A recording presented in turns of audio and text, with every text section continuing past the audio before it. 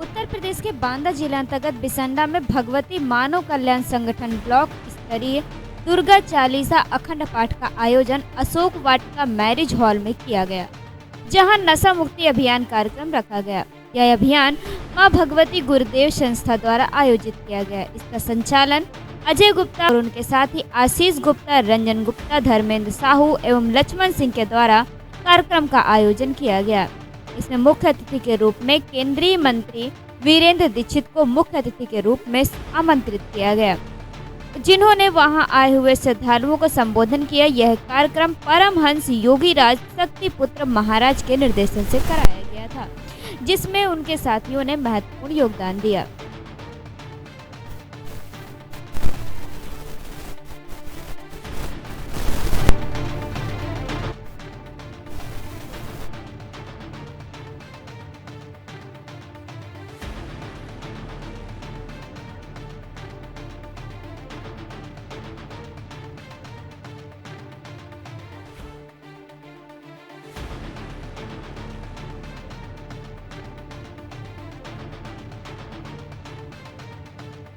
धान की जय, सच्चे दरबार की जय।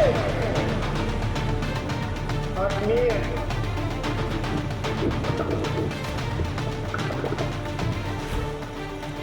जय सुन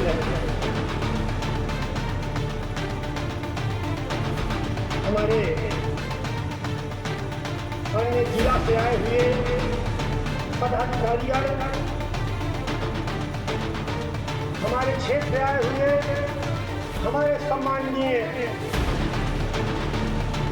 भैया लोग, बहनें, माताएं, वो हमारे संगठन से आए हुए समस्त गुरु भाई व बहनों को, प्रांतीय कार्यकारी सदस्य के नाते सभी से वकील के साथ हमारे माननीय सम्मानीय ओजस्वी प्रखर वक्ता हमारे बड़े भैया श्री वीरेंद्र दीक्षित जी, अन्य जनपदों से आए हुए हमारे सभी पदाधिकारीगण, अपने बांदा जिला के समस्त पदाधिकारीगण, जिन्होंने इस भीषण गर्मी में यहाँ पर आकर अपना अमूल्य सहयोग देकर के 24 घंटे के सफल श्री दुर्गा चालीसा पाठ में अपना सहयोग दिया। सभी को भगवती मानव कल्याण संगठन शाखा माता की ओर से जय माता की जय गुरुवती। हमारा बड़ा सौभाग्य रहा कि हमें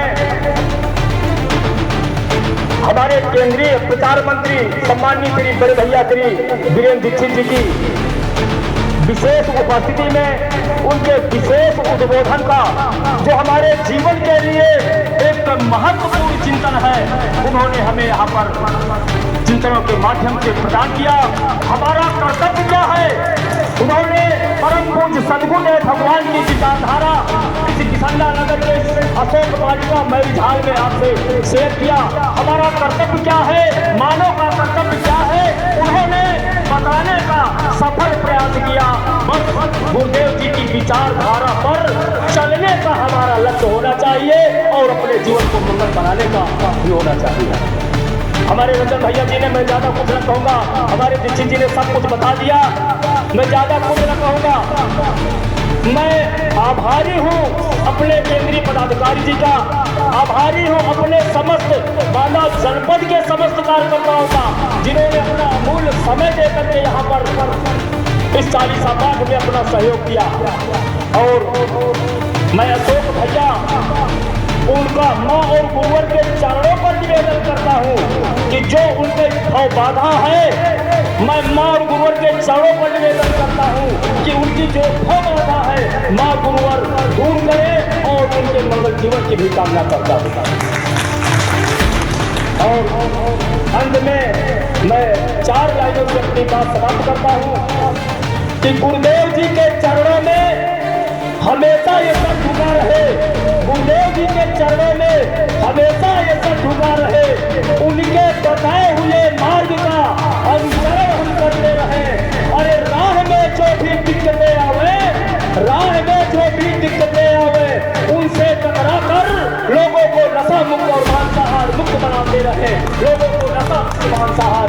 विश्वास बनाते रहे। इन्हीं शब्दों के साथ पुनः पुनः आप सभी का मेरी ओर से भगवती मानव कल्याण संगठन शाखा बांदा की ओर से सभी का मैं हृदय की अनंत गहराइयों के साथ पुनः पुनः सभी का आभार व्यक्त करता हूँ। सभी को मेरी ओर से जय माता की, जय गुरुवती। और एक निवेदन सभी लोगों से, प्रसाद की व्यवस्था है, महाप्रसाद की व्यवस्था है। आप सभी लोग 10 बजे 11 बजे यहाँ पर उपस्थित हो गए हैं। मेरा निवेदन है कि सभी लोग प्रसाद लेकर के ही यहाँ से जाएं और एक कतारबद्ध, मैं भाइयों से निवेदन करूँगा कि कतारबद्ध होकर के यहाँ पर जो थाली रखी है आरती की, उनमें सभी लोग आरती में प्रणाम लें और इसके बाद हमारे गुरु भाइयों के द्वारा वहाँ पर व्यवस्था है तो जाकर के महाप्रसाद की व्यवस्था लें। सभी को सप्रेम जय माता की, जय गुरुवती। भोगने पड़ेंगे, साथ पुण्य का भी लाभ मिलता है।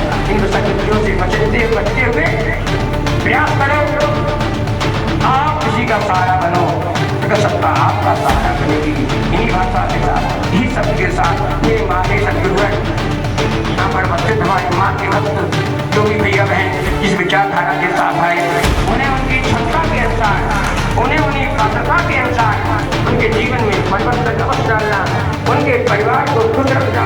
हे सतगुरु भगवान, हे माँ, हमारे आपसे यही बार प्रार्थना है कि जहाँ निवास करें वहाँ हे सत्ता गुरुब्रह्म आपकी कृपा दृष्टि इन सभी परिवारों पर हमेशा सदा बनी रहे। जय माता की, जय गुरु।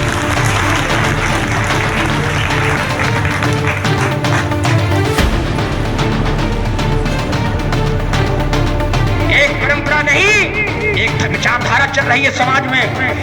आने वाला समय वक्त देखेगा, एक भी व्यक्ति ऐसा नहीं होगा जिसे सिद्धासन की यात्रा न करनी पड़े। मैं आपको बार बार आमंत्रित कर रहा हूँ, ऐसे ऋषिवर को देखो, चलो, अगर वहाँ कुछ कमी तुम्हें नजर आती है हमें बताओ, हम सुधारने का प्रयास करेंगे। अगर वहाँ तुम्हें कोई अच्छाई नजर आती है तो दुनिया को दिखाओ, जिससे उनके अंदर भी हर तरह में परिवर्तन आ सके। ये हमारी आपकी ये व्यवस्था होनी चाहिए। इसी तरह हमने और आपने महात्मा का ये कई सारी बात करते हुए संबंध किया। आज जब भी हम जीवन के इस दौर से गुजरते हैं, विभिन्न कठिनाइयों में अपने आप को हम खेल लेते हैं। हम तो बहुत परेशान हैं तभी तो आश्रम चलो। अरे हमारी कोई नहीं सुनता, तभी तो आश्रम चलो। तुम्हारा कोई नहीं है, आश्रम चलो। वहाँ पर ईश्वर है, जाति धर्म का भेद नहीं है, एक साथ सबसे मिलते हैं। आपको बता दें, शिवराज सिंह चौहान जब मुख्यमंत्री के 2 बार गए बिहारी जो तकलीफ पड़ता आश्रम का, तो वहाँ से खबर पहुँचाई जब गुरुवर से मुलाकात करनी है। दोनों बार ही गुरुवर ने कहा, जब शिष्य मुलाकात करते हैं हम सभी मुलाकात करते हैं, जब वे सदैव तभी आइएगा। ये उनकी ऐसी यात्रा गुरुवर साहब तय कर रहे हैं। आप जिससे जुड़े हो, जिन गुरुवर से भी जुड़े हो, कोई भी अच्छी बात है, क्योंकि शायद उन्हीं गुरुवर के जुड़ने से आपको इन गुरुवर की यात्रा में चलने का अवसर प्राप्त हो रहा है। घर में साधना भक्ति करो, जिंदगी आज है, आज हम हैं, कल हम नहीं होंगे, आप नहीं होंगे। अपने बच्चों के लिए कुछ ऐसा करके तो जाओ कि बच्चे सुरक्षित रहें। बच्चों को केवल आपने वही शिक्षा दी कि कैसे नौकरी मिलेगी, वही शिक्षा दी कि कैसे पैसा कमाओगे। समाज में परिवर्तन ला रहे हो, समाज को सुधारने का प्रयास करना है। और फिर एक व्यवस्था में छोड़ो कि हमारी नौकरी लग जाए, हमारा ये हो जाए, ये ऊपर वाले की देन है। अरे तुम खुद 10 लोगों को नौकरी देने वाली बनो। अब जो आपका फैक्ट्री कार है तो कुछ तो करो, लेकिन साथ साथ जुड़े रहो। और कई परिवार हैं, आस्था परिवारों में है, न उनके परिवार में आस्था, न साधना, न दान, न तपस्या। ऐसे घरों में समस्या ही समस्या। कुछ तो करें, कुछ तो परिवर्तन जीवन में लाएं। जब आप परिवर्तन लाएंगे तो निश्चित ही हम सुधरेंगे तो युग सुधरेगा, केवल कहने से नहीं होता। अतः 10, 11, 12 अक्टूबर याद रखें कि जीवन का रक्षण होगा। आप वहाँ पहुँच कर देखेंगे कि मैंने ऋषि का दर्शन प्राप्त किया। देखें वहाँ पर मंच के पास गुरुवर के अलावा कितने भी लोग गए, बड़े बड़े में शासन की सत्ताधीश कहा जाता है, किसी को स्थान नहीं मिलता। सब भक्तों के बाद सामने रखते दुनिया किसी से चरण स्पर्श नहीं कराते। अपनी बच्चियों के अलावा कुछ लोग तो मौका नहीं देते कि आप कहेंगे कि पता नहीं इनको कुछ दिया होगा। और बात अभी हमारे ये बोल रहे हैं हमसे पहले कि दीक्षा का क्रम होगा। हाँ, वहाँ दीक्षा मिलती है विद्या दशमी पर्व पर। लोग दीक्षा चाहे जब देते हैं, मेरे गुरुवर नहीं देते। लोगों की क्षमताओं को आर्थिक व्यवस्थाओं से आते हैं। मेरे गुरुवर के चरणों में करोड़ों रुपया चढ़ा दो।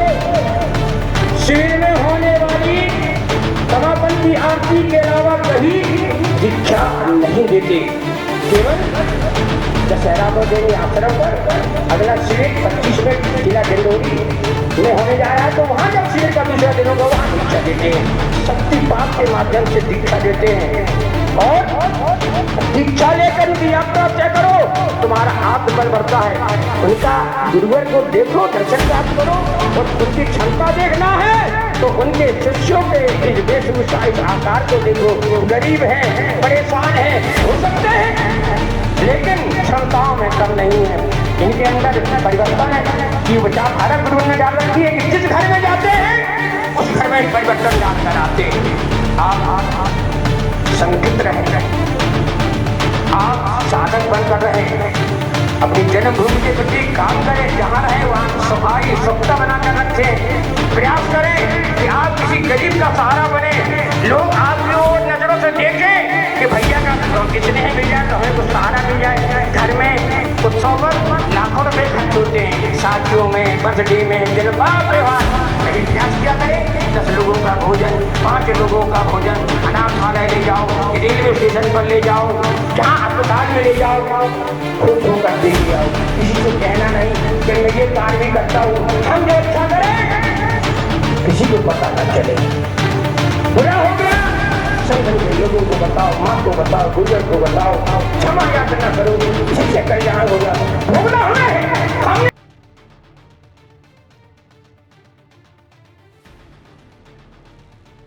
इस समय हम और यहाँ पर हम लोग भाजपा एक हॉल है, वहाँ पर आज नशा मुक्ति अभियान के कार्यक्रम रखा गया है। वहाँ पर हम लोगों ने आपको ये देखा कि हजारों लाखों की संख्या में लोग यहाँ एकत्रित हुए हैं और आ करके श्री महाराज जी के प्रवचनों को सुना। इनका क्या इस कार्यक्रम का उद्देश्य था, क्या कार्यक्रम किस लिए किया गया है, इस विषय में अभी हम यहाँ के जो प्रदेश आए हुए हैं उनसे इस विषय में जानेंगे। कार्यक्रम क्यों और किस लिए किया गया, क्यों अनिवार्य कार्यक्रम करना, इस विषय में भी जानेंगे। आइए चलते हैं उनके पास और उनकी कुछ जानते रहते हैं।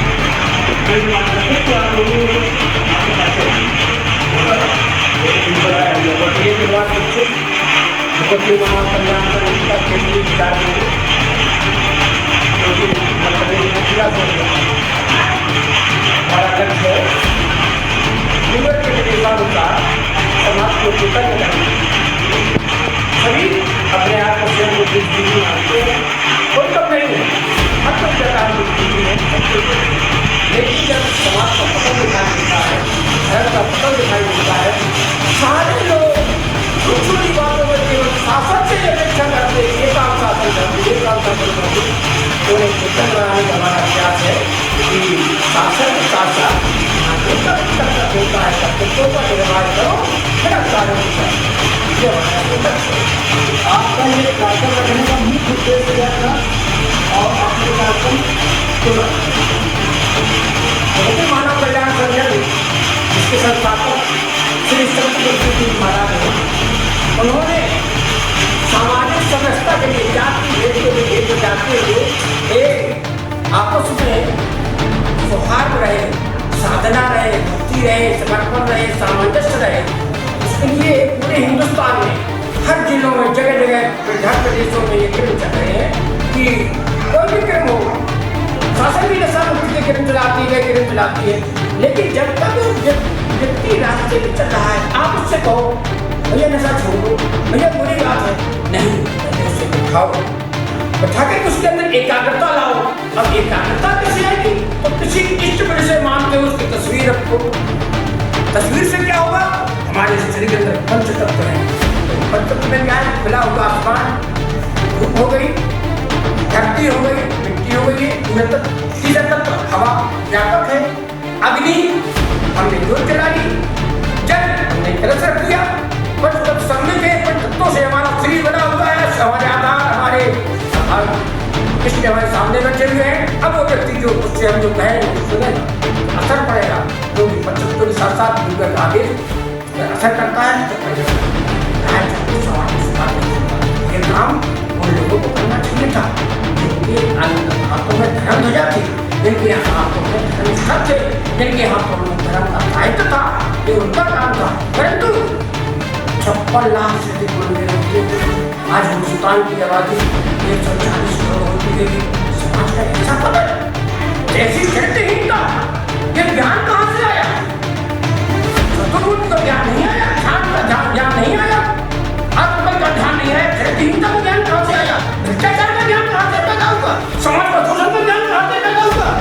और हम लोगों से नहीं कर सकते, किससे पूछो, ये हमारा काम नहीं, ये तो उनका काम है। इस तरह समाज का पतन हो रहा था। उन्होंने कहा कि जाओ गली मोहल्ले तहसील कस्बे जिलों में लोगों को बैठाओ, समझाओ, तो तुम्हारे अंदर अपार क्षमताएं हैं, अपार पर तुम्हारे अंदर है, केवल उसका कार्यों में लगाओ, ऐसा मास से दूर रहो, चरित्रवान बनो, तो तुम्हारी समस्या का उनका हल होगा और तुम दूसरों का सहारा करोगे। उसे क्या ये संस्था आपकी कहाँ से रजिस्टर है और कब से चल रही है? 15/4/1997 से अखंड दुर्गा चालीसा चल रहा वहाँ पर, और 23 जनवरी 1997 से वहाँ पर मुद्दत का जब है जिला शेड्यूल में बिहारी जैसे प्रोग्राम है, वह संजय नाम की नदी 3 संवत्सर हुए है, वहीं पर 15/4/1997 से रह रहे हैं। 15/4/1997 अखंड दुर्गा चालीसा का पाठ चल रहा है, उसी पाठ में पाठ होता है। 15/4/1997 से अखंड छूट चुक रही है, अखंड वहाँ पर भंडारा चलता है, समस्त जाति धर्म के लोग सब एक साथ मिलकर मुलाकात करते हैं, सभी को निःशुल्क वहाँ आवास की सारी व्यवस्था कराई जाती है। और उसी तरह गुरुवार सुबह शाम हर आने वाले भक्तों से चाहे गरीब हो एक पंक्ति मिलते, वहाँ ऐसा नहीं है, एक ही दरवाजा है, साधक अंदर आ जा, ना कोई VIP ना कोई वहाँ ऐसा व्यवस्था कि लोग लगे हम तो वही बोले, ऐसा नहीं। तो सर ये कार्यक्रम इससे पहले आपने कहाँ रखा था? हमारे बांदा में होता है, बांदा में हर चौथे रविवार को महाआरती का दिन होता है, हर तहसीलों में किसी रविवार को महाआरती का दिन होता है, महुआ में पूरे जगह होता है, हर जगह होता है। लक्ष्य ही है किसी भी जाति धर्म का हो, उसे बुलाओ, उसको बैठाओ, उसको समझो, परेशान क्यों है, वो कमजोर क्यों है, उसको सहारा कौन देगा? अगर इंसान है तो इंसान का प्रथम कर्तव्य है सारे इंसानों को एक साथ बैठकर अपनाओ, चाहे आप धर्माचार्य हो, चाहे आप शासक हो, चाहे आप समाज सुधारक हो, तभी समाज में एकता आएगी, तभी समाज संगठित होगा। समाज संगठित न होने के कारण ही हम यहूदियों के, कभी अन्य धर्मों को पालोगे, कभी आक्रमणकारियों के। जैसा कि अभी महाराज जी ने बताया कि हमें संगठित होना अनिवार्य है और हमें संगठन करना पड़ेगा, और सबसे बड़ा दोष है हमारा नशा। हमें नशा से मुक्त होना है, क्योंकि आज के समय में नशा एक ऐसी चीज हो चुकी है जो छोटे उम्र से लेकर के बड़े बुजुर्गों तक सब पर हावी हो चुकी है। इस विषय को लेकर के इन्होंने प्रचार अभियान रखा है और एक कार्यक्रम रखा है, और आइए जानते हैं कि इस विषय में अगले यहाँ के जो दूसरे अधिकारी हैं उनसे प्रचार रखा है। संजय वालों के देखने वाले को भी जय माता की जरूरत थी, और मैं तो आपके अपने जनपद का हूँ, ग्राम शिव का रहने वाला हूँ, लेकिन उत्तर प्रदेश का प्रांतीय संगठन मंत्री के रूप में सेवा करने का सौभाग्य मुझे मिला है, और मेरा नाम श्री राम सिंह है। भगवती माता कल्याण संगठन के बारे में जैसा हमारे DG ने बताया है कि 15 मार्च 1995 को इस संगठन द्वारा गठित ये धार्मिक संगठन है जो पूरी तरह से समाज के लिए समर्पित है। इसका हर देखिए रक्षा कवच जाने, ये कोई पहचान नहीं है कि वह कवच नाम ही है रक्षा कवच।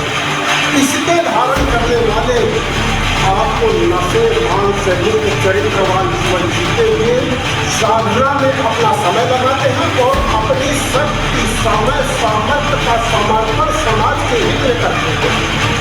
और ये उसी का प्रतिफल है कि आप गाँव देहात से दूर दराज से लोग जुटे आए हैं। अब आज इसमें 10 5% भी अगर लोग समझ गए और अपने जीवन में परिवर्तन लाए तो लोग जुटे गए, कारवा बनता गया। जैसा कि बताया था कि आज वर्तमान में 1 करोड़ लोग संगठन के माध्यम से अपना नशा मुक्त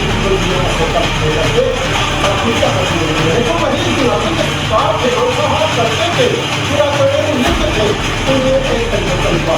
इस प्रकार से एक व्यापक परिवर्तन का महाअभियान संगठन के माध्यम से किया जा रहा है और निस्वार्थ भाव से किसी से कोई प्रलोभन नहीं। हमारे संगठन के लोग अपना करके चाहते हैं, लोगों से बोला जाता है। मानव स्थिति में इस जाकर में ऐसा नहीं सम्मान करते हैं, बहस करते हैं, लेकिन भाव अपमान से परे हट करके मानवता की सेवा के लिए जैसा कि बताया कि हर मानव का कर्तव्य है धर्म रक्षा, राष्ट्र रक्षा, मानवता की सेवा। तो मानवता की सेवा हम कैसे कर सकते हैं? किसी को किसी को नहीं कर पा रहे तो ऐसा वैचारिक परिवर्तन को कुछ जबरदस्ती वो कभी भी नहीं कर सकते। इसलिए वैचारिक परिवर्तन की आवश्यकता है। अगर अपने के दिमाग में कर दिया तो नहीं करना, इसी के लिए विचार है हमारी लोकसभा होती है, हमारा पतन भी होता है। तो समझ में आ गए कभी न किसी दबाव से प्रेरित करने को चलेगा तो आपको साथ अदा करने के और आपको जैसा कि बताया भी गया है उस सब के प्रभाव के द्वारा प्रत्येक वर्ष अष्टमी नौवीं दसवीं साल के नवरात्रि में अष्टमी नौवीं दसवीं वहाँ पर जो शक्ति